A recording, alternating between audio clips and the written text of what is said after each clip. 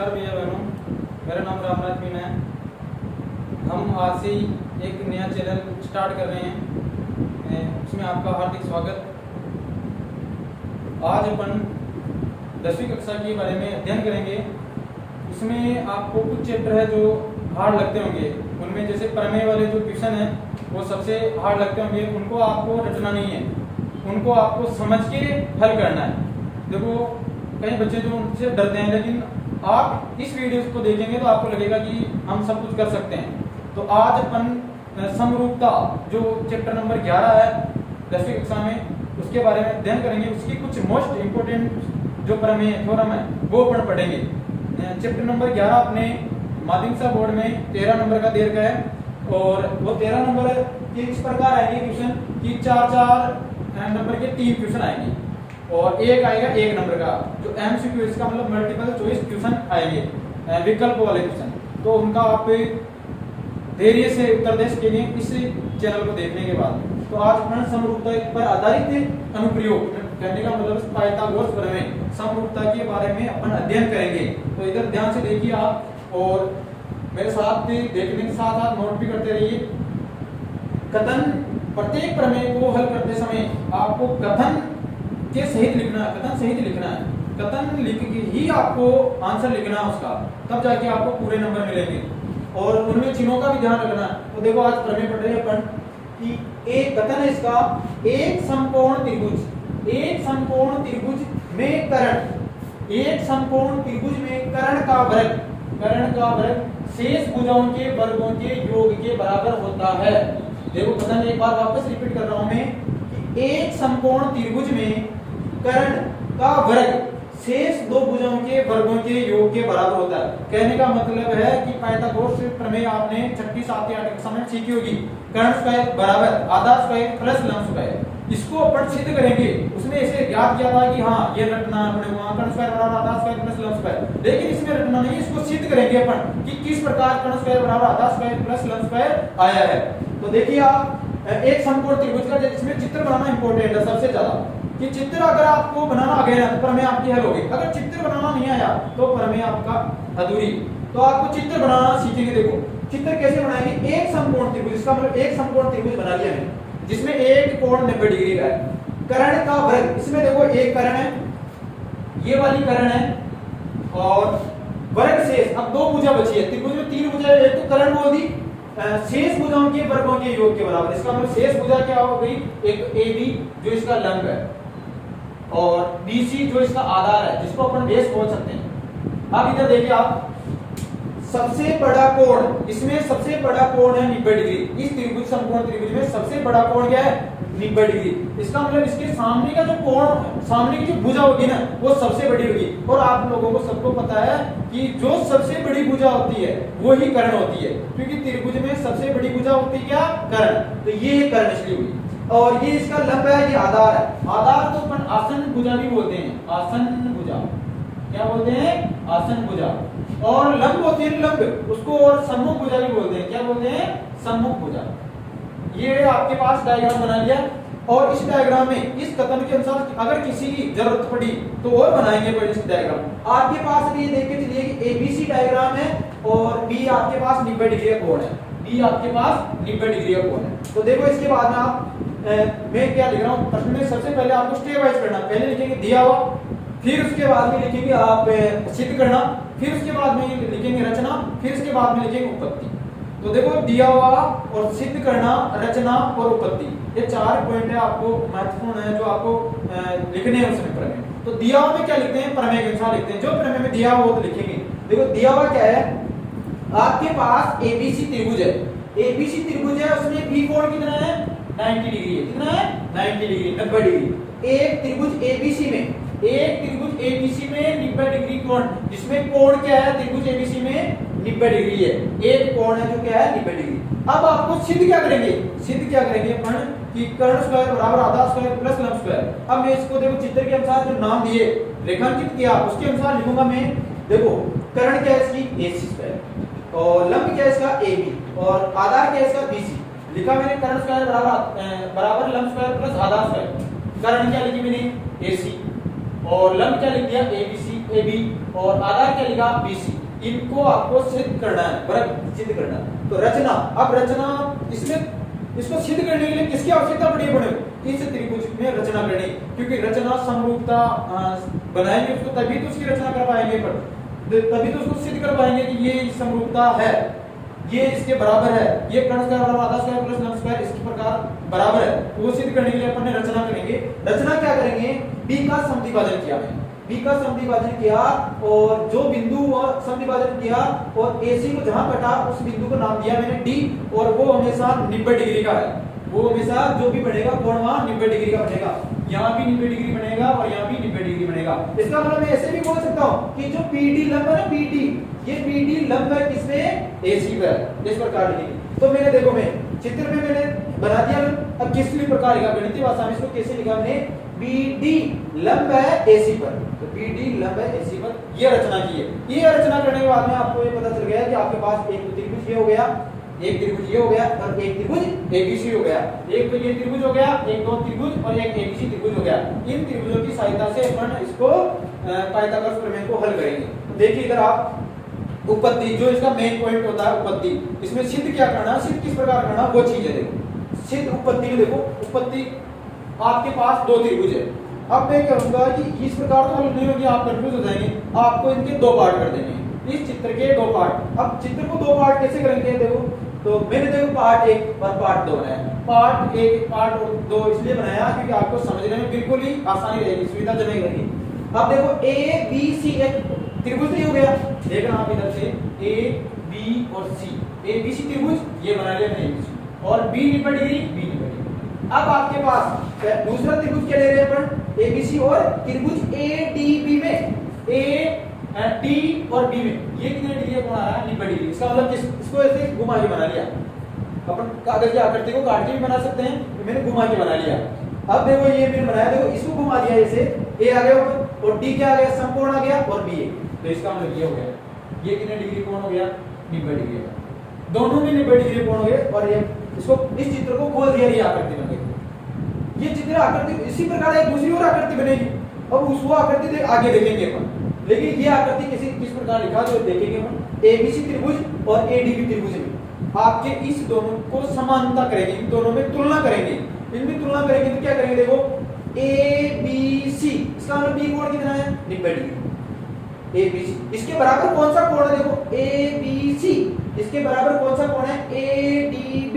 इसका मतलब DB कितने डिग्री का कोण है? 90, और BB कितने डिग्री का है? 90। तो ये देखो मैंने लिख दिया। और कारण में, इसका कारण भी लिखना कि प्रत्येक कोण 90 डिग्री है, लिख दिया। फिर इसके बाद देखो यहां भी कोण A है, यहां भी कोण A है और यहां भी कोण A है। अब दोनों त्रिभुजों में A कोण पहले में और इस दूसरे चित्र में, इस चित्र में और इस चित्र में, दोनों में A कोण क्या है? उभयनिष्ठ कोण है। क्या है? उभयनिष्ठ कोण। तो मैंने लिखा कोण A बराबर कोण A, दोनों त्रिभुजों का उभयनिष्ठ कोण है, उभयनिष्ठ कोण है। अब देखो मेरे पास ये तो क्या था? कोण था। ये तो क्या था?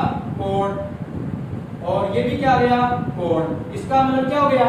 कोण कोण समरूपता प्रमेय से, कोण कोण समरूपता प्रमेय से क्या हो गया? त्रिभुज ABC समरूप हो गया किसके? ADB के। त्रिभुज ABC समरूप हो गया ADB की। ये वाला त्रिभुज है जो अपन ने समरूप बता दिया। और अब सब जो लोग जानते हो आप कि मैंने लिखा कि समरूप त्रिभुज की संगत भुजाएं, समरूप त्रिभुज की संगत भुजाएं समानुपाती होती है। तो मैंने लिखा देखो we know that, इसका मतलब हम जानते हैं कि समरूप त्रिभुज की संगत भुजाएं क्या होती है? समानुपाती। इसका मतलब उनकी जो भुजाएं होगी वो समानुपाती होगी। अब देखो हमेशा ध्यान रखना, समरूप त्रिभुज की संगत भुजाएं क्या होती है? समानुपाती। तो देखो मैं समानुपाती कैसे लिखा इस चित्र में, देखो पार्ट 1 में AB के। अब देखो AB के बराबर है, AB के बराबर, AB के बराबर कौन सी है? देखो AD, इसके समानुपाती है। AB के बराबर समानुपाती कौन सी है? AD। और आपके पास देखिए अब आप AC के बराबर, AC के बराबर इसमें AC, इसके बराबर कौन सी है? AB। ये AB कहने का मतलब ये है कि AB के समानुपाती AD है और AC का समानुपाती AB है। ये मैंने समानुपाती रूप में लिख दिया। फिर मैं क्या करूंगा, जैसे इनका लिख दिया समानुपाती, फिर इसको क्या कर दूंगा? व्यंजक गुणा कर दूंगा, तिरछा गुणा कर दूंगा। अब देखो मैं तिरछा गुणा करूंगा, इसको तो इससे गुणा कर दूंगा, इसको इससे गुणा कर दूंगा, इसको इससे गुणा कर दूंगा, इसको इससे गुणा कर दूंगा। AB को AB से गुणा किया, AB into AB बराबर क्या आ गया, AB दो बार आ गया, इसका मतलब AB स्क्वायर बन गया, बराबर AC को AD से गुणा किया तो AC into AD, और क्या लिख दिया मैंने समीकरण 1। और कारण क्या लिखा इसका कि वज्र गुणा करने पर, तिरछा गुणा करने पर, केची गुणा करने पर, आप कुछ भी लिख सकते हो, वज्र गुणा करने पर, तिरछा गुणा करने पर और केची गुणा करने पर लिखा जा सकता है। अपना 8वीं कक्षा में पढ़ा हुआ केची गुणा उस प्रकार। अब इसके बाद समीकरण 1 बनके तैयार हो गया आपके पास। इसी प्रकार अब इसको पूरा हल नहीं करेंगे अपन और ऐसे बोलेंगे इसी प्रकार दूसरा त्रिभुज क्या दिया था पार्ट इस दो में, पार्ट 2 में ये इसका A है और ये इसका B पार्ट, A और B ये चित्र है। ये त्रिभुज कौन सा ABC, एक त्रिभुज तो वही आएगा, और दूसरा त्रिभुज समरूप है किसके BDC, ये वाला BD और C, ये वाला त्रिभुज, ये दोनों क्या है बराबर है। ये त्रिभुज इनका पार्ट खोल के रख दिया मैंने इधर, ये पार्ट ABC ऐसे लिख दिया और इस पार्ट को खोल के ऐसे घुमा दिया, तो ये D यार 90 डिग्री था तो 90 डिग्री बन गया देखो मेरे पास, और ये भी 90 डिग्री, दोनों 90 डिग्री। फिर इसके बाद में इन दोनों की अपन तुलना पहले त्रिभुज में कर चुके हैं, मतलब पहले पार्ट में कर चुके हैं। इस प्रकार दोनों चित्रों को खोले, चित्र को खोल के ही आप सिद्ध किया जा सकता है, बिना चित्र को खोले सिद्ध नहीं होगा। ये दोनों चित्र बन गए मेरे पास। अब क्या करेंगे इसके लिए, इसके अपन ने समरूपता बताई थी पहले, आप करते हैं पहले आकृति खोले इसमें। अब देखो इसको डायरेक्ट लिख सकते हैं, पर इसी प्रकार ABC समरूप है त्रिभुज BDC में। क्या देखो अब बताओ, जिस प्रकार उसमें बताया ना इसी प्रकार इसमें बताना है।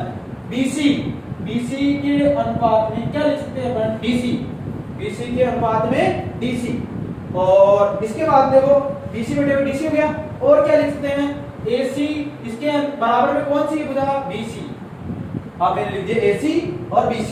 अब अनुपात में लिख दिया जिस प्रकार इसमें लिखा था आपसे, इसमें क्या किया फिर उसके बाद में तिरछा गुणा किया, तिरछा गुणा इसमें भी कर देंगे। देखो BC को BC से गुणा कर देंगे और इसको इससे गुणा करेंगे, तो BC को BC से गुणा करेंगे तो BC into BC, और AC को DC से गुणा करेंगे तो AC into DC, ये AC into DC। अब वज्र गुणा करने पर या तिरछा गुणा करने पर, अब देखो मैं BC को BC से गुणा कर रहा हूं तो क्या आएगा BC into BC, BC square, ये DC into AC, ये लिख दिया DC into AC था, AC लिख दिया, इसको बोल दिया मैंने समीकरण 2। आपके पास अब समीकरण 1 और 2 बनके तैयार है। अब समीकरण 1 व 2 बनके तैयार है, इसका मतलब इसको हल कैसे करेंगे अपन, समीकरण 1 और 2 को आपको लाना क्या है, कर्ण स्क्वायर बराबर आधार स्क्वायर प्लस लंब स्क्वायर, इन दोनों को क्या करेंगे अपन, इनका योग करेंगे। समीकरण 1 का ये रही और समीकरण 2 इनका योग करेंगे। योग करेंगे तो देखो पहले समीकरण तो ये उतारी मैंने और समीकरण 2 ये उतारी, समीकरण 1 और 2 का क्या करेंगे योग करेंगे, योग का मतलब जोड़ करेंगे। जैसे लाइन खींची मैंने, देखो जैसे लाइन खींची, अब जोड़ करेंगे, जैसे अपन 2 और 3 जोड़ते हैं कितना आता है 5, इसी प्रकार इसकी जोड़ है, इसी प्रकार इसकी जोड़ है, लेकिन थ्योरमों की जोड़ है। अब देखो AB प्लस BC स्क्वायर जुड़ गया, ये बराबर तो ये बराबर आ गया AC into AD प्लस, क्योंकि योग कर रहे हैं AC into DC, दोनों का योग कर दिया। अब इसके बाद में वापस में AB प्लस BC स्क्वायर ऐसे लिख दिया, ऐसे कैसे उतार दिया। अब इसमें से ये देखिए, आप सबको पता है इसमें कॉमन क्या आ रहा है, कॉमन का मतलब विशिष्ट जो मान है वो क्या आ रहा है, इसमें भी AC है और इसमें भी AC है, इसका मतलब AC क्या आ गया कॉमन आ गया। जैसे AC कॉमन आया आपके पास, AC का भाग इसमें देखिए AC into AD, इसमें किसका भाग देंगे AC का, तो AC से AC क्या हो जाएगा कट जाएगा और क्या बचेगा AD, तो ये AD आ गया। फिर इसके बाद में प्लस, ये प्लस आ गया। अब AC into DC, इसमें किसका भाग देंगे AC का, क्योंकि कॉमन तो AC है आपके पास, AC से AC कट जाएगा, क्या बचेगा DC से DC। फिर इसके बाद में आपको अब ये देखना कि सिद्ध क्या करना, मैं क्या करना चाह रहा हूं, तो सिद्ध क्या करना है, तो सीधा आपको कर्ण स्क्वायर बराबर आधा स्क्वायर प्लस लंब स्क्वायर ये लाना है, AC स्क्वायर बराबर AB square plus BC square लाना है। तो देखो मैं AB square plus BC square ये आ गया। इसके बाद में क्या करेंगे आगे अगले step, AB square plus BC square ऐसे उतार देंगे, AC तो AC आ गया। अब आप चित्र में देखिए, आप क्या करेंगे चित्र में देखिए, चित्र में क्या देखेंगे आप कि आपके पास AD और DC इन दोनों का अगर योग करें, AC और DC का दोनों का योग करें तो क्या आ रहा है आपके पास है AC AD और DC का योग। चित्र में देखेंगे अपन, जैसे मेरे पास ये लाइन है, ये रेखाखंड है और इस रेखाखंड में A B और C लिखा हुआ, A B और C लिखा हुआ, मैं इनको योग करूं A plus AB plus BC, AB A B plus B C ये लिखूं तो आप क्या लिखेंगे, ए सी लिखेंगे। क्या लिखेंगे, ए सी लिखेंगे। इसी प्रकार इसमें योग करना, उसको देख के, उसको देख के इसमें चित्र में योग करना, किसमें, डायग्राम में। ए डी चित्र में देखो आप, ए डी ये रहा, फिर इसके बाद में डी सी, ये डी सी, ये दोनों। अब इनको योग किया तो आपके पास ऐसे आया, उसमें भी ऐसे में कैसा आ गया, ए सी, ए सी। तो चलो मैंने इसकी जगह लिख दिया, और कारण में क्या लिख देंगे अपन, A D plus D C बराबर क्या है, ए सी।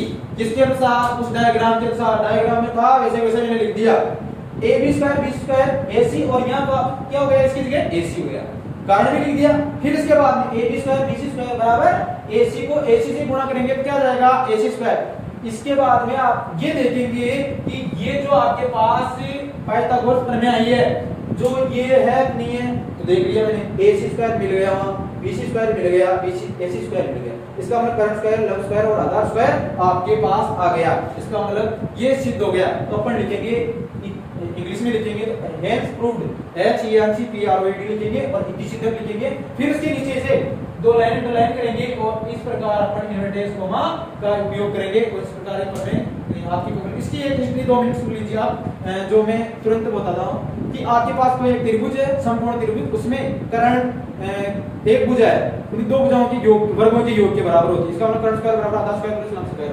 आपको त्रिभुज बनाना है और उसमें त्रिभुज के दो पार्ट करने हैं, एबीसी और एडीबी। इन दोनों पार्टों में क्या करेंगे, एबीसी और बीडीसी दो पार्ट हो गए। इन पार्टों में क्या करेंगे, आप समरूपता लाएंगे। समरूपता लाने के बाद में ये बता देंगे उसकी भुजाएं हैं जो समानुपाती है, क्योंकि समरूप त्रिभुज की संगत भुजाएं क्या होती है, समानुपाती। समानुपाती लाने के बाद में इसका क्या कर देंगे, त्रिज्या गुणा समीकरण एक बन जाएगी। इसी प्रकार दूसरा त्रिभुज लेंगे, एबीसी और बीडीसी, इन दोनों त्रिभुजों को क्या करेंगे, समरूपता लाएंगे। समरूपता लाने के बाद में क्या करेंगे, समानुपाती होगी इसकी भुजा, ये लिख दी, और इसको हल करेंगे तो क्या आ जाएगी, समीकरण 2 आ जाएगी। समीकरण 1 और 2 को जोड़ते ही आपके पास आंसर आपके सामने होगा, वो आंसर हल आपके सामने मिल जाएगा। धन्यवाद।